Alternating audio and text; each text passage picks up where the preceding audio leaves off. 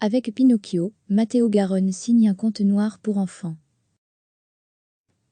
Fini les mafieux pour Matteo Garonne, le réalisateur de Gomorrah a imaginé un univers féerique pour porter à l'écran Pinocchio, présenté dimanche à la Berlinale, hors compétition, avant d'autres adaptations du classique de la littérature enfantine, attendues prochainement. Le film est déjà sorti en Italie, où il rencontre un grand succès. Il sera sur les écrans français le 18 mars. Dans le rôle de Geppetto, le père de la marionnette en bois, qui rêve d'être un vrai petit garçon, Garonne a enrôlé le trublion Roberto Benigni, qui avait lui aussi porté le classique de Carlo Collodi à l'écran en 2002.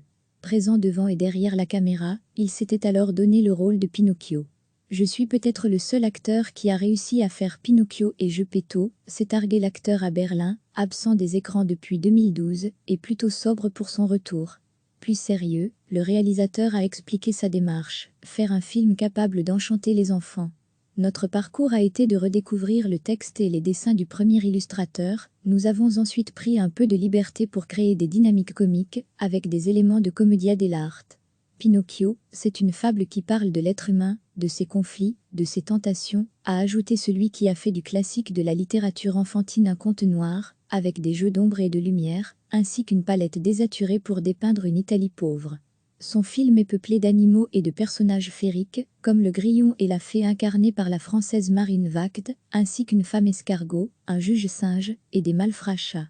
Nulle critique sociale en revanche dans le film, Garonne, 2 fois Grand Prix à Cannes, pour Gomorrah, mais aussi Reality, a préféré se concentrer sur la grande histoire d'amour entre un père et un fils.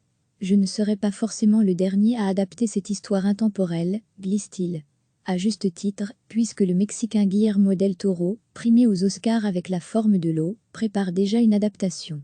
Il s'agira d'un film d'animation en stop-motion, animation en volume, NDLR, qui se déroulera dans l'Italie des années 30.